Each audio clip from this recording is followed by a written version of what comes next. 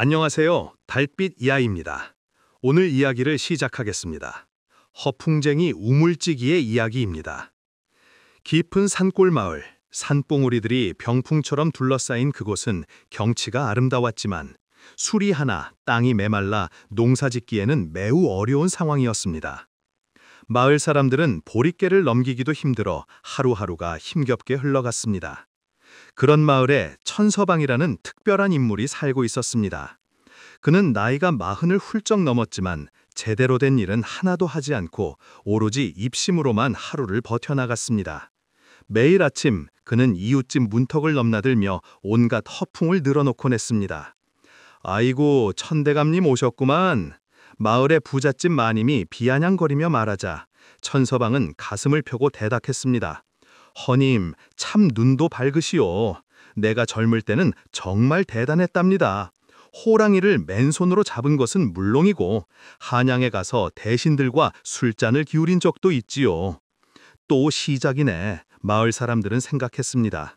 그래, 오늘은 무슨 이야기를 할까? 천서방은 이어서 말했습니다.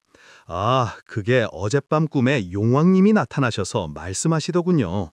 천방 그들은 범상한 인물이 아니니 곧 큰 벼슬을 하게 될 것이다 하시더라고요. 그런데 벼슬을 하려면 우선 몸보신부터 해야 하지 않겠어요? 마을 사람들은 천서방의 뻔뻔함에 어이없어 했지만 그의 재치 있는 말솜씨에 웃음을 터뜨리곤 했습니다. 결국 그날도 천서방은 따뜻한 밥을 얻어먹고 배를 두드리며 만족해했습니다. 역시 말주변이 있어야 세상 살기가 쉽구나. 며칠 후 마을에 큰 장이 서는 날이었습니다. 사방에서 몰려든 상인들과 농민들로 장터는 북적거렸습니다. 천서방도 어슬렁거리며 구경을 하다가 어느새 사람들 앞에서 큰 소리를 치고 있었습니다. 여러분, 아시라! 천서방은 임금님의 먼 친척이라오. 사람들은 비웃으며 대답했습니다. 에이, 또 허풍이구만. 천서방은 목소리를 높이며 반박했습니다. 허풍이 아니라니까. 내 조부께서 궁궐에서 높은 자리를 하셨다고. 지나가던 사람들이 하나둘 모여들자 천서방은 더욱 신이 났습니다. 내가 한양에 올라가면 대신들이 모두 나를 알아본다니까. 사람들은 웃음을 터뜨렸지만 그중 한 사람은 고을 관아의 아전이었습니다. 아전은 천서방의 말을 듣고 눈을 번뜩였습니다. 감히 임금님 친척이라니 사또께 당장 보고해야겠다. 그날 오후 천서방이 집에서 늘어져 자고 있는데 갑자기 포졸들이 들이닥쳤습니다. 천서방, 사도께서 당장 나오라신다. 천서방은 영문을 몰라 어리둥절했지만 포졸들에게 이끌려 관아로 향해야 했습니다. 가는 길에 마을 사람들이 모두 나와서 구경했습니다. 천서방이 드디어 벼슬자리에 오르는 건가 아니면 큰일 난 건 아닐까? 관아 대청에 들어서자 근엄한 사또가 높은 자리에서 내려다보고 있었습니다. 사또의 얼굴은 험상궂고 옆에 있는 아전은 비웃는 듯한 표정이었습니다. 네가 바로 천서방이냐? 예, 그렇사옵니다. 네가 장터에서 임금님의 친척이라 하였느냐? 사또의 호통 소리에 천서방은 다리가 후들후들 떨렸습니다. 하지만 이미 엎질러진 물이었기에 여기서 주춤하면 큰 공경에 빠질 것이 뻔했습니다. 천서방은 평생 키운 배짱을 끌어모아 큰 소리로 대답했습니다. 예, 소인이 바로 천하 제일 가는 인물입니다요. 뭐라고? 사또와 아전의 눈이 동그래졌습니다. 이렇게 뻔뻔한 자를 본 적이 없던 것입니다. 그렇다면 증명해보아라. 당장 궁궐에 연락을 해서 확인해보겠다. 말과 전령을 내어라. 천서방의 등에 식은땀이 흘렀습니다. 이제 정말 끝장이구나 싶었지만 이때야말로 평생 쌓아온 재치를 발휘할 때였습니다. 천서방은 고개를 젖히더니 오히려 당당한 목소리로 말했습니다. 사또께서 그렇게 하시려거든 하시지요. 하지만 만약 소인의 말이 사실로 밝혀진다면 어찌 하시겠습니까? 사또나리께서 임금님의 친척을 이렇게 의심하고 모욕했다는 사실이 알려지면. 천서방은 잠시 말을 끊고 사또의 얼굴을 똑바로 바라보았습니다. 사또나리께 화가 미칠지 모릅니다. 사또의 얼굴은 순식간에 파랗게 질렸습니다. 천서방은 계속해서 말했습니다. 그뿐만 아니라 온 집안이 화를 당할 텐데 정말 그런 위험을 감수하시렵니까? 소위는 괜찮지만 사또나리께서 걱정되어 말씀드리는 것입니다. 아전이 엿에서 속삭였습니다. 사또, 저자의 말을 믿으시렵니까? 하지만 사또는 이미 공포에 떨고 있었습니다. 혹시 정말로 임금님의 친척이라면 내가 함부로 대했다가 온 집안이 멸문지화를 당하는 것은 아닐까? 사또는 밤새 고민에 빠졌습니다. 천서방을 그냥 보내자니 혹시 정말로 큰 임무를 놓치는 것 같고, 그렇다고 함부로 대했다가는 나중에 큰 화를 당할 것 같았다. 결국 사또는 묘안을 생각해냈습니다. 다음 날 사또는 천서방을 다시 불러들였습니다. 이번에는 한층 더 공손한 태도로 말했습니다. 천방, 어젯밤 꿈을 꾸었는데 하늘에서 계시를 내렸느니라. 천서방이 궁금해하며 물었습니다. 어떤 계시 말씀입니까? 너를 고을의 중요한 자리에 임명하라 하시더라. 천서방의 눈이 반짝였습니다. 드디어 벼슬자리를 얻는 것인가? 오늘부터 너를 우물지킴이 별감으로 임명한다. 우물지킴이 별감이라니요? 그렇다. 우물은 백성들의 생명과 직결되는 중요한 곳이 아니냐. 네가 마을의 모든 우물을 책임지고 관리하는 것이다. 월급은 쌀 5대씩 주겠다. 사또는 혼자 생각했습니다. 이렇게 하면 천서방도 벼슬을 했다고 좋아할 것이고 나도 혹시 모를 화를 면할 수 있을 것이다. 천서방은 잠시 멍하니 있다가 이내 환한 웃음을 지었습니다. 아, 사또나리의 기쁜 뜻을 이제 알겠사옵니다. 소인 같은 인재를 우물이라는 중요한 곳에 배치하시다니. 관청을 나온 천서방은 마을로 돌아가며 큰 소리로 외쳤습니다. 여러분, 들어보시오. 나 전서방이 드디어 벼슬이 되었소이다. 마을 사람들은 궁금해하며 물었습니다. 무슨 벼슬을 받았는데? 우물지킴이 별감이라고, 앞으로는 천별감이라고 불러주시오. 마을 사람들은 배를 잡고 웃어댔습니다. 하지만 천서방은 전혀 개의치 않았습니다. 벼슬은 벼슬이고 월급도 받게 되었으니까요. 그날부터 천서방은 정말로 마을의 우물들을 돌아다니며 관리했습니다. 물론 그가 하는 일이라야 우물가에 앉아 지나가는 사람들에게 자신의 무용담을 늘어놓는 것이 전부였지만, 내가 이 우물을 지키고 있으니 여러분이 안전하게 물을 마실 수 있는 것이오 라고 자랑했습니다. 어느 날 한 마을 아이가 물었습니다. 별감님, 정말 호랑이를 잡으신 적 있어요? 천서방은 우물가에 앉아 다리를 흔들며 대답했습니다. 그야 당연하지. 내가 없었다면 이 마을에 호랑이가 우글우글했을 것이야. 마을 사람들은 여전히 천서방의 허풍을 알고 있었지만 이제는 그가 나름대로 자기 역할을 하고 있다고 생각했습니다. 적어도 우물가가 더러워지지 않았고 아이들도 천서방의 고리타분한 얘기를 들으며 즐거워했으니까요. 그렇게 천서방은 거짓말로 시작해서 진짜 우물지킴이 별감이 되어 살았습니다. 비록 엉뚱한 벼슬이었지만 천서방에게는 그것만으로도 충분히 만족스러웠습니다. 역시 세상은 말 잘하는 놈이 이기는 법이야. 천서방은 우물가에서 허풍을 떨며 하루를 보내고 있었고 마을 사람들은 그런 천서방을 보며 하루의 웃음거리를 찾았습니다. 행복하고도 엉뚱한 결말입니다. 어느 날 어떤 마을에 나무를 하며 근근히 살아가는 젊은 부부가 있었습니다.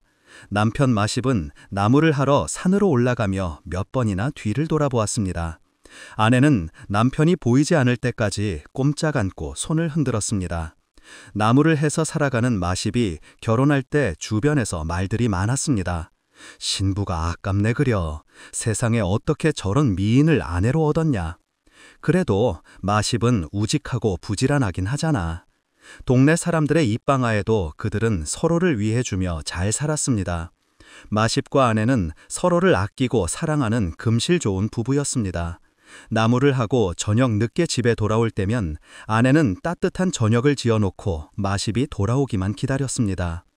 어두워지면 밖에 나와 기다리지 마시오. 산짐승이 무섭소. 그럴게요. 당신도 조심하고 다니세요. 너무 가난한 탓에 하루하루 먹고 사는 게 걱정이었지만 아내는 불평 한마디 없이 집안 살림을 알뜰하게 해나갔습니다. 그러던 어느 날 마십은 깊은 산속에 들어가 나무를 한 짐 가득해서 돌아오는 길이었습니다. 그때 앞에 한 사람이 눈에 들어왔습니다. 이런 깊은 산에 사람이 쓰러져 있다니. 깜짝 놀란 그는 나무짐을 내려놓고 급히 달려가 보았습니다. 그 사람은 며칠을 굶었는지 간신히 숨만 쉬고 있었습니다. 이 친구야, 정신 차리시오. 산속에서 힘없이 눈을 뜨더니 이내 다시 눈을 감아버렸습니다. 다급해진 마십은 그 사내를 들쳐업고 집으로 돌아왔습니다. 산에 쓰러져 있길래 집으로 데려왔소. 며칠 살펴줘야 할 것 같구려. 부부는 의식을 잃은 사내를 아랫목에 눕히고 극진히 간호해 주었습니다. 얼마나 시간이 흘렀을까요? 사내가 서서히 정신을 차렸습니다. 다행히 사내는 기운을 차려서 산에 쓰러져 있었던 것을 마십이 데려왔습니다. 여긴 내 집이니 아무 염려 마시고 쉬십시오. 사내는 고마운 마음을 표현했습니다. 제 목숨을 구해주셨군요. 이 은혜를 어떻게 갚아야 할지 모르겠습니다. 마십은 웃으며 말했습니다. 은혜라고 할 게 뭐 있겠습니까? 이렇게 정신이 들어 정말 다행입니다. 사내는 주위를 한번 둘러보더니 덧붙였습니다. 나는 사또의 아들입니다. 사냥을 나왔다가 길을 잃는 바람에 이렇게 되었지요. 돌아가면 아버님께 말씀드려 후한 상을 내리도록 하겠습니다. 그 말을 들은 마십과 아내는 예전보다 더 깍듯이 사내를 보살펴 주었습니다. 사내는 마십 부부의 극진한 간호에 처음에는 깊이 감명받았습니다. 그러나 시간이 지나면서 마음속에 그릇된 생각이 싹트기 시작했습니다. 천하일색인 마십의 아내를 보며 마음속에 연모의 불길이 타오르고 있었던 것입니다. 이런 산중에 저렇게 아름다운 여인이 살고 있더니 사또의 아들은 몸이 좋아져서 걸어 다닐 정도로 회복되었습니다. 하지만 그는 자기 집으로 돌아갈 생각을 전혀 하지 않았습니다. 그날도 마십은 아내와 사내만을 남겨놓고 나무하러 나섰습니다. 남자와 아내를 단둘이 남겨놓았지만 마십은 사또의 아들이기에 무슨 일이 있겠어 하는 생각으로 조금도 걱정하지 않았습니다. 그런데 마십이 나가자 사내는 갑자기 아내의 손을 덥석 잡았습니다. 이보시오. 이런 산골에서 가난한 남편과 고생하며 살기엔 너무 아깝소. 호강시켜줄 테니 나와 같이 갑시다. 아내는 놀라며 대답했습니다. 젊지 않으신 분이 무슨 말씀을 하시는 겁니까? 전 이미 한 남자의 아내로서 어찌 다른 마음을 품겠습니까?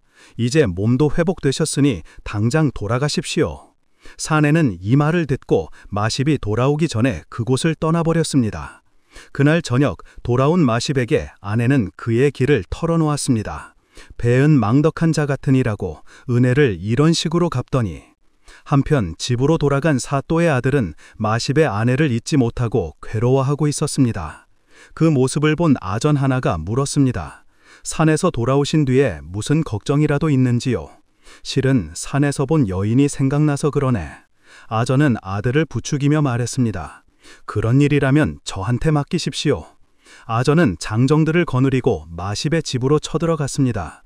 누구시오? 이러지 마시오. 잔말 말고 따라오시오. 아전은 마십이 없는 틈을 타서 반항하는 아내를 억지로 가마에 태워 데려갔습니다. 집에 돌아온 마십은 아내가 사또의 아들에게 끌려간 사실을 알고는 그 길로 아들을 찾아갔습니다.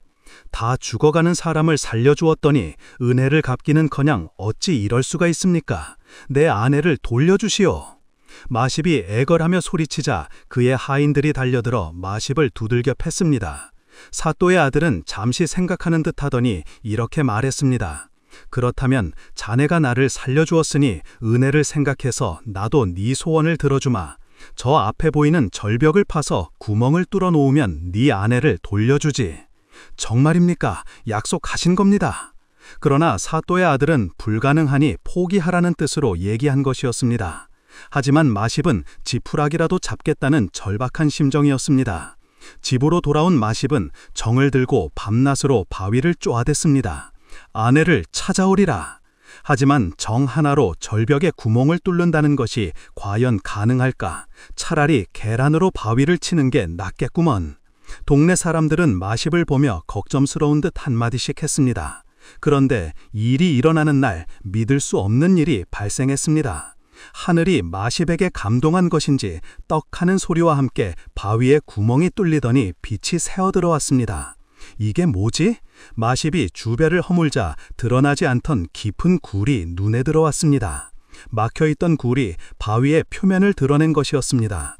구멍을 따라 들어가 반대편으로 나가니 바로 사또의 집 안채마당으로 통하지 않습니까? 마십은 마침 밖에 나와 있던 아내의 손을 잡고 굴로 들어갔습니다. 그 모습을 발견한 사또의 아들과 아전들이 뒤를 쫓았으나 굴이 무너지고 물이 들어쳐서 그들은 그만 물속에 빠져 죽고 말았습니다. 그 후로 마십과 아내의 모습은 자취를 감추었습니다. 굴의 흔적은 남아있지만 그곳을 통해 들어간 부부의 모습은 아무데도 보이지 않았습니다. 경기도 땅에 사는 강진사에게는 두 딸이 있었습니다. 큰 딸의 이름은 소영이었고 작은 딸은 다영이었습니다. 두 딸 모두 혼기가 지났으나 아직 출가를 시키지 못해 강진사는 걱정이 이만저만이 아니었습니다. 작은 딸 다영은 조신하고 얌전한 현모양처감이었지만 큰딸 소영에게는 오래전부터 혼인을 약속한 도령이 있었으나 아버지는 소영이를 시집 보내기 전에는 허락해주지 않았습니다.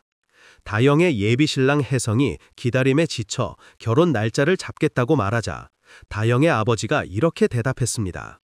자네가 아무리 졸라도 소영이를 두고 다영이 먼저 결혼시킬 수는 없어. 누구든지 소영이와 결혼하겠다면 내일 당장이라도 허락하겠네. 큰딸 소영은 고집이 세고 성격이 사나운 데다가 어찌나 수다스러운지 소영이 하면 그 마을에서는 모르는 사람이 없었습니다. 그러니 소영이와 결혼하겠다는 남자가 있을 리가 없었습니다.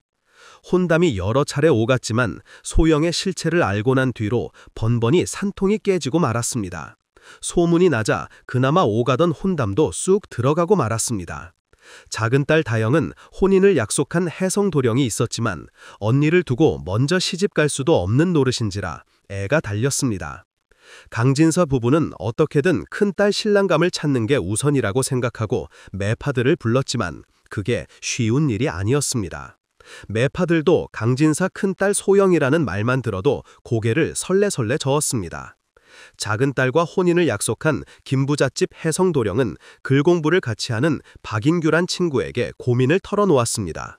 인규는 소영이가 부잣집 딸이며 아름답다는 말을 듣고 성질이 사납다는 소문에도 불구하고 결혼하리라 마음먹었습니다. 일단 결혼한 다음에는 무슨 말이든지 고분고분 말 잘 듣는 얌전한 아내로 만들어버리겠다는 결심이었습니다. 인규는 도대체 어떤 사람인지 궁금해졌습니다. 그 낭자를 한번 볼 수 있겠나? 혜성이 대답했습니다. 그건 어렵지 않지. 날 따라오게. 혜성을 따라간 인규는 강진사 집 끄트머리 느티나무 아래에서 소영이 나오기를 기다렸습니다. 혜성은 다영이에게 언니와 함께 밖으로 나와달라고 넌지시 기별을 한 것입니다. 한참 만에 다영이 소영과 함께 느티나무 아래로 나왔습니다. 인규는 소영의 모습을 보고 한눈에 마음에 들었습니다. 그러나 그 천방지축에 다듬어지지 않은 성격이 문제였습니다. 얼마 후 강진사 집에 혼담이 들어왔습니다. 박진사 집 둘째 아들 인규였습니다.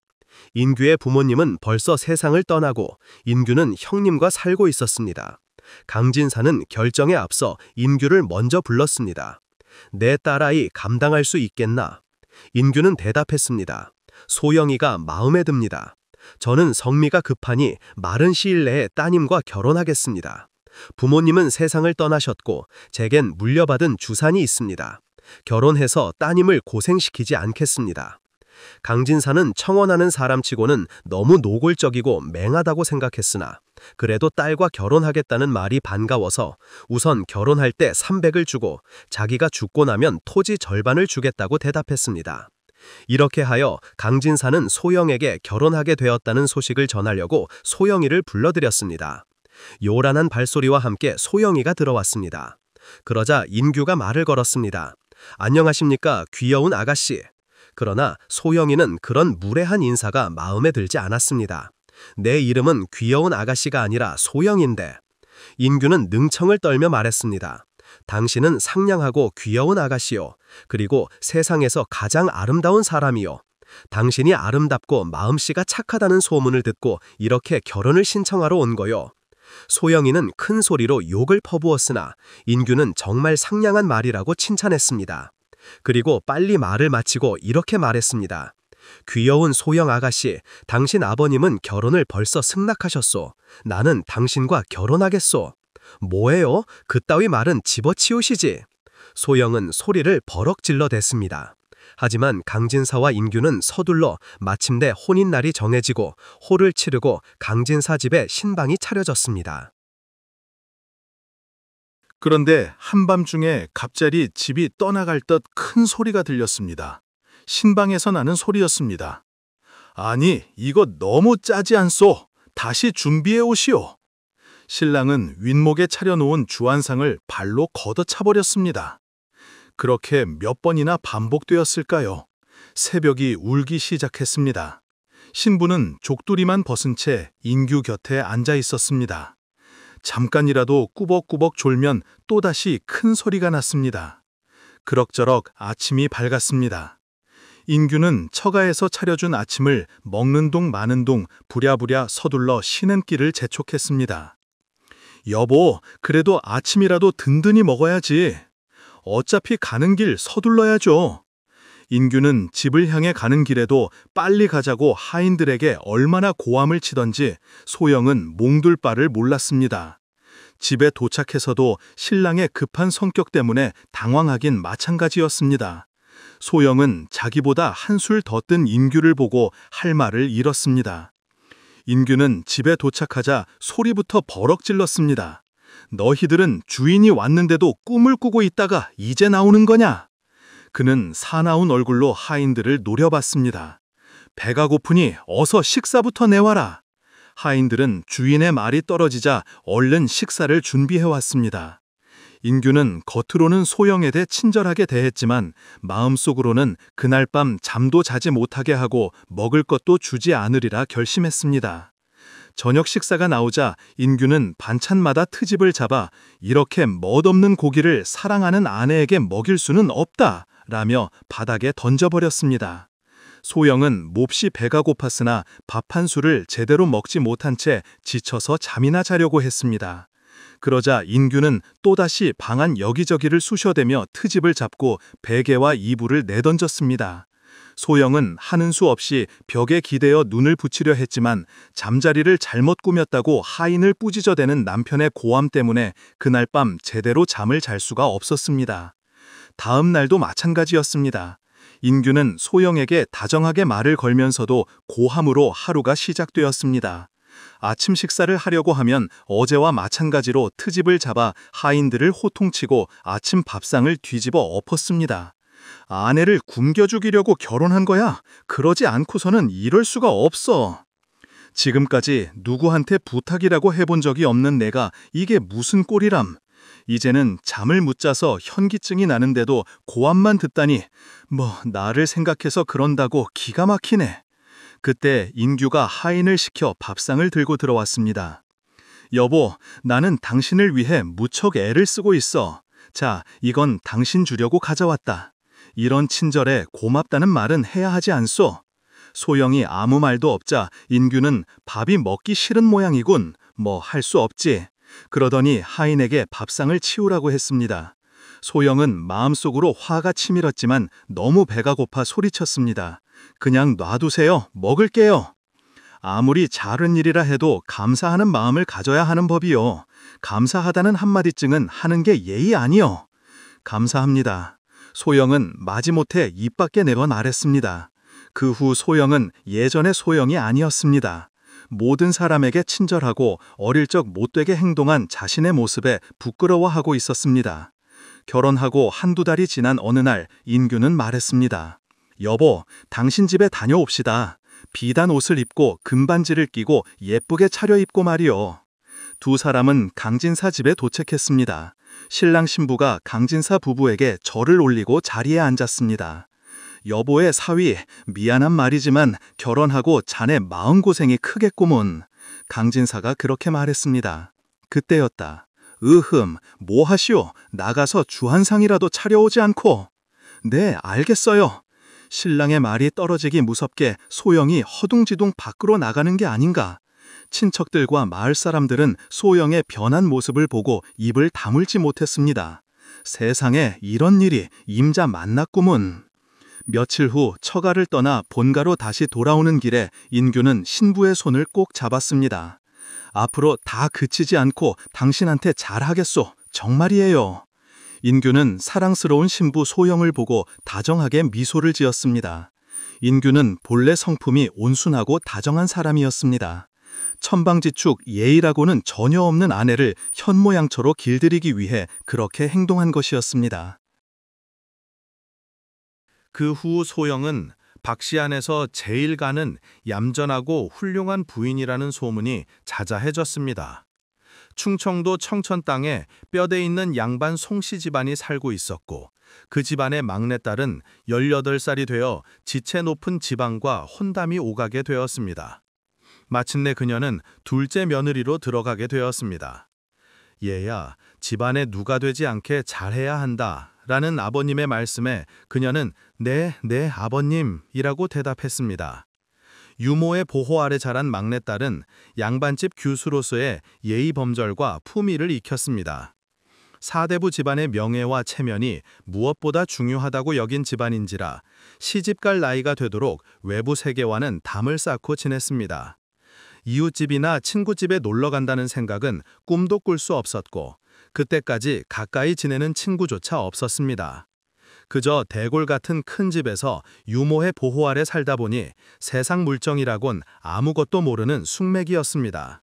더욱이 남자와는 이제껏 말 한마디 붙여본 적이 없었습니다. 그림자처럼 따라다니는 유모는 초위에게 또 다른 분신 같았습니다. 유모가 모든 일을 알아서 척척해 주었으므로 혼례라는 것은 자기 일이라 생각하니 걱정이 앞섰습니다. 초이는 혼례날이 점점 다가오자 마음이 무거워 입맛이 없을 정도였습니다. 아씨, 어디 아프세요? 아니, 괜찮아. 말은 그렇게 했어도 무슨 걱정이 있는지 한숨을 내쉬기도 하고 멍하니 하늘을 쳐다보기도 했습니다. 왜 그러세요, 아씨? 내일 모레면 깨가 쏟아지는 신부가 되는데요. 그게 걱정이야, 유모. 사실 나 첫날 밤이 너무 무서워. 그 말을 듣고 유모는 빙그레 웃었습니다. 걱정 마요, 아씨. 하룻밤만 지나고 나면 아마 밤이 기다려질걸요. 유모의 그 말도 초이에게는 전혀 위로가 되지 않았습니다. 그 집엔 몇 달 전에 마당쇠한테 시집간 주방 하녀 순덕이가 있었습니다. 그래, 순덕이한테 물어보자. 초이는 부엌에서 나오는 순덕이를 살짝 불렀습니다. 왜 유아씨? 순덕아, 첫날 밤은 견딜만 하니? 그 말을 듣자 순덕은 쑥스럽고 민망해하더니 얼굴을 붉히며 간신히 입을 열었습니다. 첫날 밤엔 신랑과 잠자리 씨름을 해야 해요. 처음엔 익지 않은 감처럼 떨린 맛이었는데 시간이 지날수록 깊고 달콤하고 부드러운 홍신 맛이에요. 초이는 그 말이 무슨 뜻인지 도통 알 수가 없었습니다. 양반집 규수 체면에 더 물어볼 수도 없는 일이었습니다. 아, 대체 무슨 말인지 이해가 안 되네. 첫날 밤엔 왜 신랑과 잠자리 씨름을 해야 하지? 드디어 혼례날이 되었습니다. 청사초롱을 앞세운 신랑과 초례상을 마주보며 고개를 살짝 들고 신랑을 쳐다본 초이는 걱정이 밀려왔습니다. 자기보다 2배는 될 것 같은 커다란 몸집을 한 사내가 서 있지 않은가. 첫날 밤에 신랑과 잠자리 씨름을 해야 한다고 들었는데 저 덩치 큰 사내를 어떻게 당해내야 할지 초이는 눈앞이 캄캄했습니다. 드디어 초례를 마치고 신방이 차려졌습니다. 그런데 신부는 신방에 들어가지 않겠다고 고집을 부리는 것입니다. 그런 아씨를 보자 유모는 걱정이 되어 안절부절 못했습니다. 아씨, 왜 그러세요? 어디 아프세요? 부끄럽게 처음 보는 사내와 어떻게 잠을 자? 유모, 난 무서워. 아씨, 혼례를 올렸으니 이제부터 신랑과 한 방에서 자야 해요. 그러지 말고 어서 들어가세요. 남들이 흉봐요. 싫어, 부끄러워서 싫다니까. 첫날 밤엔 저 사내와 씨름을 해야 하는데 내가 어떻게 저 사내를 이길 수 있겠어? 아씨, 씨름이라뇨. 그건 사람의 기쁨입니다요. 하룻밤만 지나고 나면 밤이 기다려질걸요. 싫어, 부끄럽고 무서워 싫다니깐. 유모가 이 말 저 말로 구슬리며 달래는데도 신부는 막무가내로 말을 듣지 않았습니다. 아씨, 안으로 재미를 보시면 오히려 시간이 지루해지실 거예요. 신랑은 벌써 방에 들어가 기다리고 있는데도 신부는 주춤거리며 들어가려 하지 않았습니다. 아씨, 안으로 드셔야지요. 신랑이 기다리고 있어요. 아씨를 구슬리고 달래다가 더 이상 지체할 수 없게 된 유모는 초이를 덮고 신방에 밀어넣고는 밖에서 문을 닫아버렸습니다.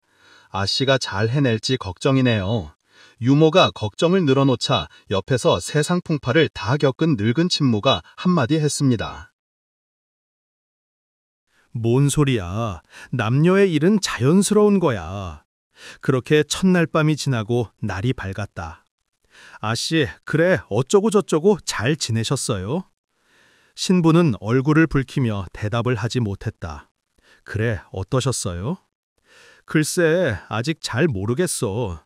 익지 않은 감처럼 떨린 것 같기도 하고, 사과처럼 달콤하고 아삭한 것 같기도 하고, 아직은 잘 모르겠어요. 그래요. 차차 알게 될 거예요, 아씨.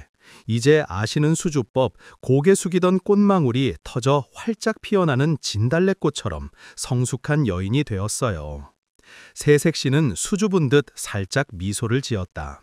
이제 18살인 아씨가 어찌 그 묘미를 다 알겠습니까만 그건 느낄 수 있는 것 중 가장 좋은 거예요.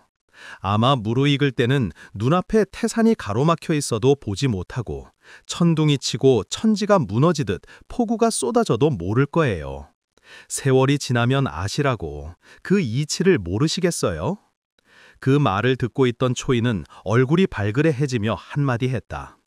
좀 지나친 것 같아. 유모, 세상에 그런 게 어딨어. 이해가 안 가는데. 그래서 유모는 한 가지 묘한 생각을 했다. 아씨, 오늘 밤에 문 앞에 물건을 내보일 테니까 그게 뭔지 기억했다가 내일 아침에 말해줘요. 뭔지 맞춰보라고. 알았어. 그날 밤 신랑 신부가 잠자리에 들자 유모는 달빛이 비친 방문 앞에 몇 가지 물건을 내보였다. 아씨, 어젯밤에 방문 앞에 보인 게 뭔지 맞춰보세요. 방문 앞에 뭐가 있었나? 잘 모르겠네. 그래요. 그러면 이제 됐어요. 아씨는 그걸 알고도 남으니까요. 유모는 빙그레 웃으며 안도의 한숨을 내쉬었다. 사흘이 지나고 초이는 신랑을 따라 신행길에 올랐다. 시댁에 가면 그대 가품을 따라 잘 살아야 한다. 네, 명심하겠어요. 부모에게 하직 인사를 하고 나오자 유모가 초이의 손을 잡았다. 아씨, 잘 사세요. 그러자 초이가 유모의 귀에 대고 조용히 속삭였다. 유모, 걱정하지 마. 이제 안 무서워. 말을 타고 앞장서는 신랑을 놓칠세라 불이 나게 꽃가마를 재촉하는 초이의 모습을 바라보며 유모는 웃음을 터뜨렸다. 겨울밤, 암자에서 일어난 기적. 한밤중 스님은 기이한 꿈을 꾸고 눈을 떴다. 꿈속에서 관세음보살이 나타나 고향집에 가보라고 이르고는 사라진 것이다. 집에 무슨 일이라도 있는 걸까? 속세를 떠나 인제 백담사에 들어와 설정이라는 법명을 받고 불가에 귀의하고 살아온 지도 오랜 세월. 그동안 고향의 가족들 소식도 까맣게 잊고 살아온 터였다. 설정 스님은 고향집에 가기로 마음먹고 관음암에서 내려와 험준한 설악산 줄기를 따라 길을 재촉했다. 사흘밤을 꼬박 걸어 고향 마을에 도착한 설정 스님은 깜짝 놀랐다. 마을 전체가 쥐 죽은 듯 고요했고 인적이라곤 보이지 않았다. 아니, 이게 어떻게 된 거지? 설정은 살던 집으로 서둘러 달려갔다. 아버님, 어머님, 형님.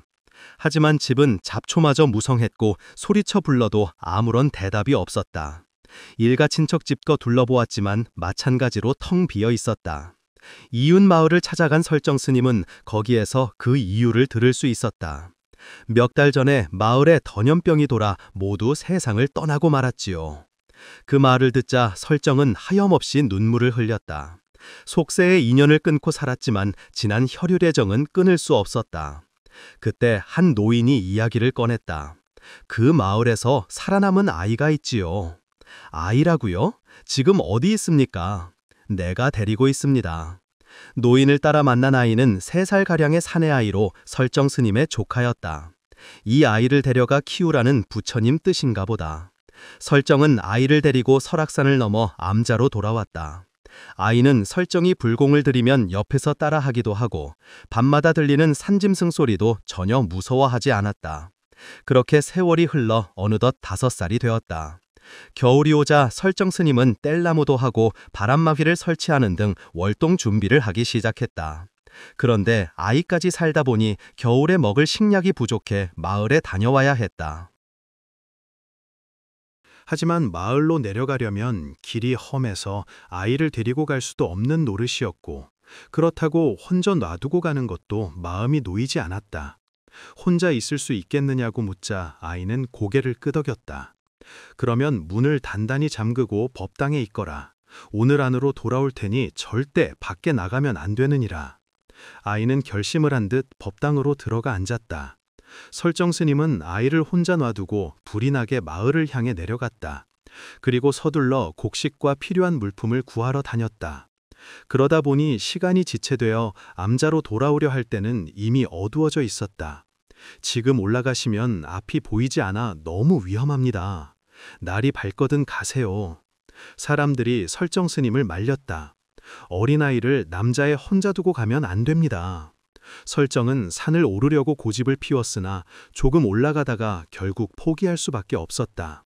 한 치 앞도 보이지 않는 험한 밤길을 가야 할 뿐 아니라 도중에 산짐승이라도 만나면 어떻게 되겠는가. 결국 설정 스님은 날이 밝은 대로 돌아가기로 마음먹고 마을에서 하룻밤을 묵었다. 날이 밝았다. 그런데 밤사이에 세상이 온통 하얗게 변해 있었다. 이 일을 어떻게 하나? 일단 가자. 설정은 일단 가져갈 수 있는 것만 배낭에 챙겨서 길을 나섰다. 스님, 안 됩니다. 위험합니다. 마을 사람들이 설정을 말렸다. 5살 아이 혼자 있어서 갑니다. 설정은 막무가내로 수북이 쌓인 눈길을 뚫고 산길을 오르기 시작했다. 그러나 폭설로 인해 발이 묶여 결국 다시 돌아올 수밖에 없었다.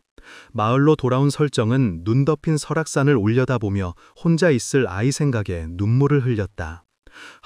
모든 게 내 불찰이로다. 아예 혼자 두고 오는 게 아니었어. 한 치 앞도 예측하지 못하다니.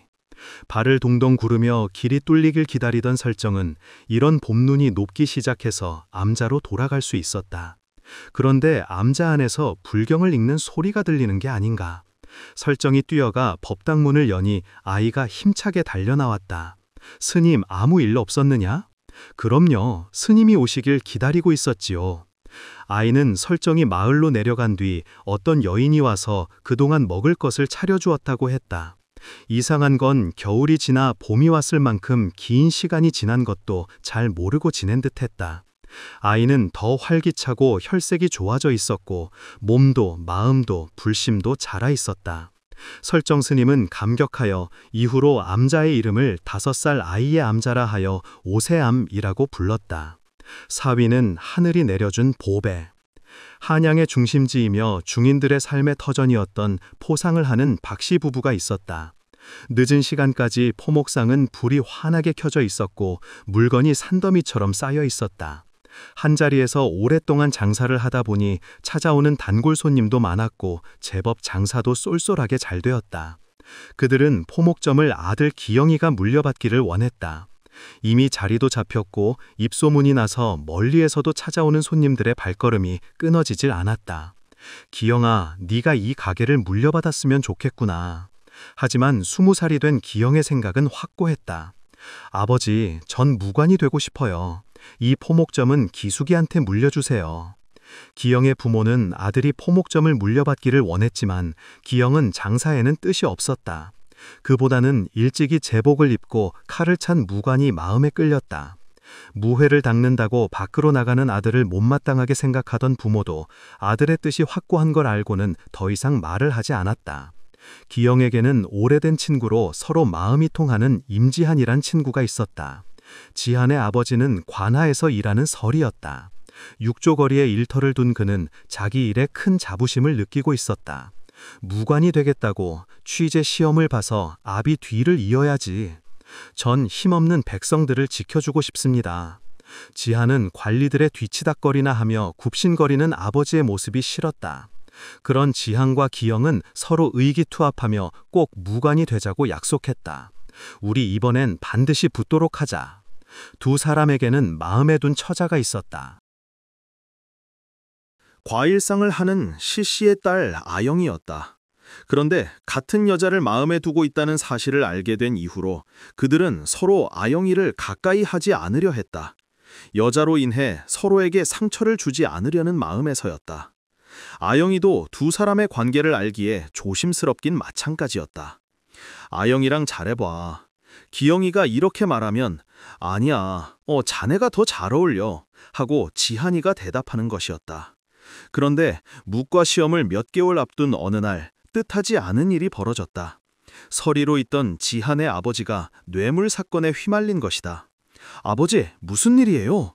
난 아무 관련 없는 일이다. 관리가 뇌물을 받고 부정을 저질러 놓고 그걸 실무를 담당하고 있는 지한의 아버지에게 뒤집어 씌운 것이다. 그날부로 지한의 아버지는 서리직에서 쫓겨났음 물론이고 태형을 맞고 옥에 갇히고 말았다. 지한의 가족도 짐을 싸서 두 밖으로 쫓겨났다. 기영이 무과 시험에 꼭 합격하게. 자, 이번 일 때문에 응시하기 힘들 것 같아. 그리고 아영이 잘 부탁하네. 그 말을 남기고 지한은 어머니와 함께 마을을 떠났다. 그 이후로 한 해가 지났다. 그동안 지한은 아무런 소식이 없었다. 기영은 무과 시험에 합격하고 포도청 포교가 되었다. 그 무렵 한양에 신출귀몰한 무심천이라는 도적이 나타나 세력을 떨치고 돈 많은 북천 양반집만을 골라 털어 의근모부와 포도청에 비상이 걸려 있었다. 누구든지 잡는 자에게는 큰 상은 물론이고 승진을 시켜주겠다. 그런 포상을 내걸었지만 아무도 무심천의 그림자도 찾을 수 없었다. 무심은 부정으로 돈을 긁어모은 양반집을 골라 털어서 가난하고 어려운 백성들에게 나누어 주었다. 개천 밑에 우물 짓고 사는 빈민촌 사람들에게는 그는 희망의 등불이었다. 그 무렵 기영은 아영에게 청혼을 했고 이제 혼인을 앞두고 있었다. 어느 날 기영의 집에 축하한다는 글과 함께 두터만 돈다발이 놓여 있었다. 나에 대해서 잘 알더니 무심천의 정체가 뭐지? 기영은 무심천이라는 도적이 주변 상황을 너무도 잘 알고 있는 게 이상했다. 근처에 살면서 정체를 숨기고 있는지도 모르겠어. 그러다가 불현듯 지한과 빈민촌을 지나칠 때 지한이 자신에게 하던 말이 생각났다. 아무도 이 사람들한테 관심이 없군. 우리가 관직에 오르면 이런 어려운 사람들을 돕도록 하자고. 이 개천을 무심천이라고 불러야겠어. 무언가 지한에게는 대가 있는지 귀여운 고개를 끄덕였다. 그래, 무심천. 어쩌면 지한이가 도적 무심천 아닐까?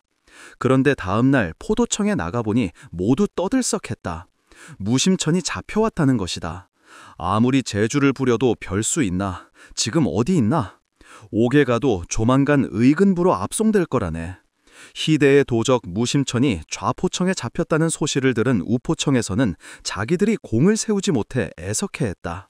포도청 감옥에 갇힌 무심천은 머지않아 목이 달아날 판이었다. 그런데 그날 밤 기영은 당직 근무를 자청해 무심천이 갇혀있는 감옥을 찾아갔다. 지한이 잘해였군. 내 생각이 맞았어. 그러더니 감옥 안으로 들어와 자네 얼른 도망치게. 여기는 걱정하지 말고. 이봐 기영이, 내가 도망치면 자네는 살아남지 못해. 그런 걱정하지 말고 빨리 도망치게. 자네가 죽는 꼴은 못 보겠어. 여보게, 말이라도 정말 고맙네. 하지만 내가 도망치면 자네 목숨은. 그리고는 한참 무슨 생각을 하더니 입을 열었다. 이봐 기영이, 삼경이 넘기 전까지 돌아올 테니 옥줄이 눈치채지 못하게 해주게. 그리고 기영의 귀에 대고 한참을 속삭였다.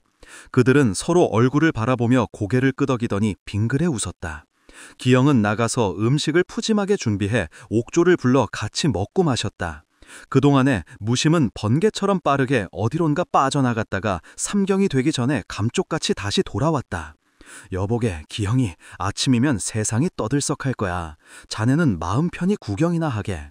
다음 날 아침이었다. 정말 포도청에서는 난리가 났다. 포도청뿐만 아니라 온 장안이 떠들썩했다. 뭐? 간밤에 무심천이 나타나 쇠붙집을 털었다고? 그럼 감옥에 있는 무심천은 누구요? 포도청에 잡혀있는 무심천은 가짜요. 무심천이 잡혀 들어갔다는 소식에 마음 편히 지내고 있던 양반들은 덜덜 떨기 시작했다. 또한 공을 세우지 못해 배 아파하던 우포청에서는 오히려 더 난리였다. 엉뚱한 사람을 무심천이라고 잡아가두더니 꼴 좋구먼. 포도대장이 당장 지한을 오서 꺼내 신문을 했다. 대체 내 놈은 누구냐? 날이 먹고 살기가 너무 힘들었어구만. 담을 넘고 말았습니다요. 죽을 죄를 지었습니다. 이런 좀도둑을 무심천으로 알았구나. 여보라, 이자를 곤장 10대를 때리고 풀어줘라. 그는 곤장을 맞고 옥에서 풀려났다. 그런데 그날 이후로 무심천이 도적질을 했다는 소식은 들려오지 않았다. 외치 후 기영에게 서신이 하나 도착했다. 여보, 고마웠네. 자네 덕분에 귀중한 사실을 깨달았네. 뜻이 아무리 좋아도 그 방법이 나쁘면 소용없다는 걸 말이네. 앞으로는 늦더라도 작은 차선으로 뜻을 이루어갈 생각이네. 기영은 화가 나 미소를 지으며 맑은 물이 흐르는 광통교를 건너 시전에 들었다. 그 이름에 봄이었다. 기영의 부모님 보목상에는 라디 사내가 물건을 팔고 있었다. 얼마 되지 않는 신참내기인데 물건을 정리하고 파는 솜씨가 보통이 아니었다. 기영의 어머니는 흐뭇한 미소를 지으며 말했다. 사위, 좀 시험시험하게, 그러다 몸살나. 일이 너무 재미있어요. 제 적성에 딱 맞는 것 같구먼요. 그려, 그리 다행이요. 지한의 입에서는 콧노래가 흘러나왔고 손님이 들어오자 기분 좋은 목소리로 말했다. 어서 오십시오. 그 모습을 지켜보던 기영의 부모는 저 애는 사위가 아니고 하늘이 내려주신 우리 보배야 라고 생각했다. 그리 사위가 들어온 후부터는 장사가 더욱 잘 되는구만. 옆에서 그 모습을 지켜보던 젊은 새이 남자를 바라보며 빙그레 웃고 있었다. 억울함을 풀어준 여인의 정체. 박찬은 조선 말기 학문에 정진하며 고을 사람들에게 존경받던 선비였다. 그는 풍부한 학식과 강직한 성품으로 사람들에게 존경을 받았지만 세상 물정에는 어두운 면이 있었다. 어느 날 그는 볼일을 마치고 돌아오는 길에 봉수산을 넘어오다가 길을 잃고 말았다. 이런 난감한 일이.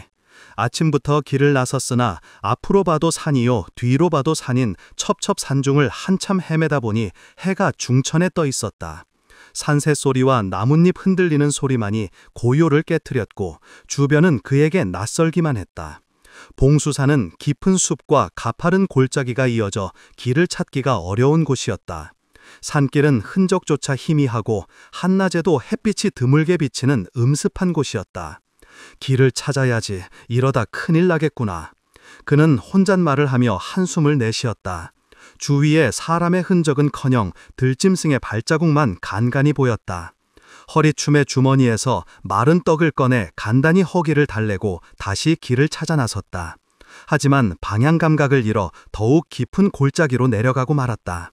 그 골짜기는 마치 다른 세상처럼 고요하고 신비로웠다. 오래된 나무들이 하늘을 가리고 바위 틈 사이로는 작은 물줄기가 졸졸 흐르고 있었다. 그는 잠시 멈춰 물을 떠마셨다. 물맛이 맑고 시원해 한결 기운을 차릴 수 있었다. 그렇게 한참을 헤매다 보니 양지 바른 곳에 허물어진 묘가 눈에 띄었다. 풍파에 시달린 것이냐 아니면 후손이 없단 말이냐. 어질고 인정 많은 그는 그냥 지나칠 수 없어 흙으로 덮어주고 정성껏 제를 지내다 보니 어느새 날이 저물었다. 밝은 대낮도 길을 잃고 헤매던 판에 어둠까지 밀려오니 길을 찾기가 막막했다. 어쩔 수 없구나. 오늘은 여기서 잠을 청해야겠다. 묘 옆에 자리를 잡은 그는 지친 몸을 눕히고 금세 잠에 빠져들었다. 그런데 꿈에 한 여인이 나타나 절을 하는 것이었다. 첩은 백제 장군의 아내입니다. 이곳은 임존성의 옛터전이지요. 이 산골에서 세월이 수백 번 바뀌도록 보호해 줄 사람이 없어 바람에 흩날리고 비에 씻겨 이렇게 된 것입니다. 이제 당신의 도움으로 평안을 얻게 되었으니 이 은혜를 잊지 않겠습니다. 곧 보답하겠습니다. 꿈에서 깬 박찬은 여인의 고운 모습과 목소리가 생생히 떠올랐다. 다음 날 그는 겨우 길을 찾아 집으로 돌아왔으나 그날 밤 여인이 다시 꿈에 나타났다. 어제 배웠던 백제 장군의 아내입니다. 여인은 눈물을 흘리며 말했다. 생전에 지닌 금은 주옥이 있었으나 이제는 가지고 있는 물건이 하나도 없어 은혜를 갚고자 하나 보답할 길이 없어 안타깝습니다. 무엇을 바라고 한 일이 아니니 괴념치 마시오. 박찬이 순사리를 지자 여인은 잠시 생각하더니 다시 말을 꺼냈다. 그렇다면 지난번 묘에서 북쪽으로 300보, 다시 서쪽으로 300보를 가보십시오.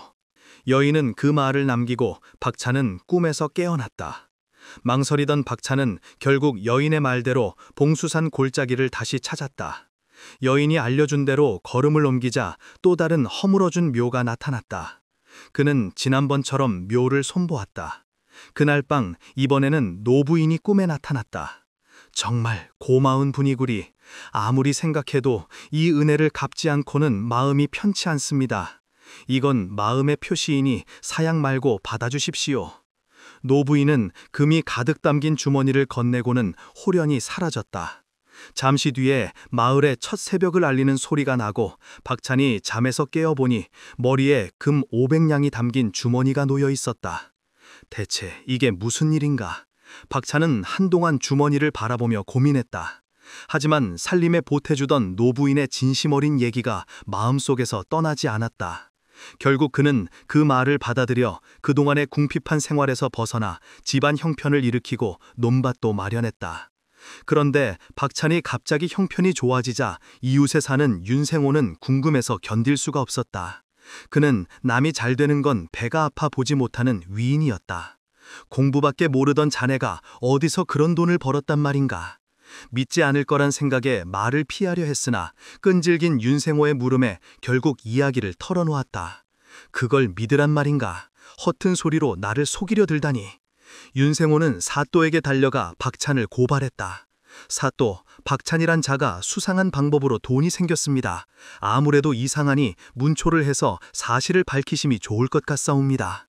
그리고는 박찬이 한 말을 그대로 사또에게 전했다. 믿을 수 없는 얘기군. 여보라, 당장 박찬이란 자를 데려오도록 하라. 박찬이 불려와 같은 얘기를 하자 사또가 말했다. 어디서 난 논인지 밝혀질 때까지 옥에 가두어라. 박찬은 즉시 옥에 갇히고 말았다. 하지만 억울함을 풀어줄 사람이 아무도 없었다. 그런데 다음 날 사또가 박찬과 윤생을 불러내더니 말했다. 박찬의 말은 사실이다. 무죄로 풀어주겠다. 윤생호가 펄쩍 뛰며 외쳤다. 사또, 그게 무슨 말씀이십니까? 무슨 증거로 그런 결정을 내리십니까? 사또는 단호한 표정으로 말했다. 간밤에 증인이 나를 찾아왔소. 윤생, 다른 사람을 모함하기에 앞서 자신의 행동부터 돌아보시오. 사또는 윤생호를 꾸짖었다. 간밤에 사또를 찾아와 박찬의 무죄를 증명한 건 누구였을까? 박찬은 의심을 벗고 집으로 돌아와 평안하고 행복한 여생을 보냈다. 이후에도 그는 남을 돕는 일을 멈추지 않았다. 어려움에 처한 이들을 돕는 사람에게는 반드시 복이 따르는 법이다.